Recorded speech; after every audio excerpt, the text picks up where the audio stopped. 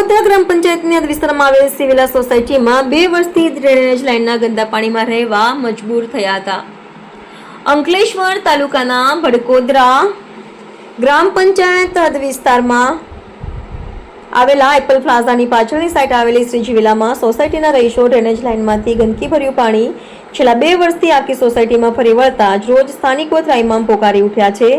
સ્થાનિકોના જણાવ્યા મુજબ નાના બાળકોને સ્કૂલમાં જતા ગંદકીભર્યા પાણીમાંથી પસાર થવું પડે છે.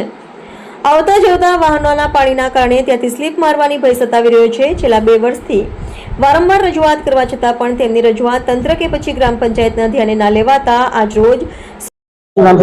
મારું નામ જીજ્ઞા જોશી, અમે શ્રીજી વિલાના રહીશો છીએ. વડકોદરા ગ્રામ પંચાયતમાં આવે છે. અમારો પ્રશ્ન છે, અમે શ્રીજી વિલા પાસે એપલ પ્લાઝા નામનું જે કન્સ્ટ્રક્શન છે એનું કાયમ માટે ડ્રેનેજ અને વોટર ઓવરહેડ વોટર એન્ડ છે એ કાયમ માટે ઓવરફ્લો થાય છે. એનું બધું જ પાણી અમારા 60 ઘરને પ્રભાવિત કરે છે અને બધા જ બાળકોને મચ્છરજન્ય રોગો થાય છે. આનું વહેલી તકે નિવારણ લાવવા વિનંતી.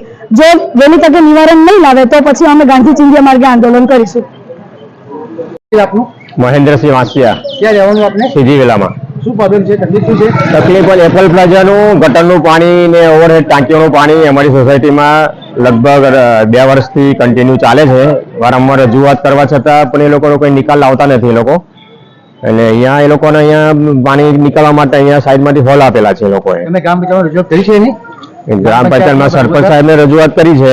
અમે રૂબરૂ બી આ ભાઈને મળવા આવ્યા છે અત્યારે, છતાં પણ એ કોઈ આપણે જવાબ આપતા નથી. હવે આ લોકો એનું નિરાકરણ તમે આગળ શું એની પ્રક્રિયા તમે કરશો? શું આગળ નહીં તો ગ્રામ પંચાયતમાં રજૂઆત કરીશું, નહીં તો પછી મામલતદાર કચેરીમાં રજૂઆત કરીશું.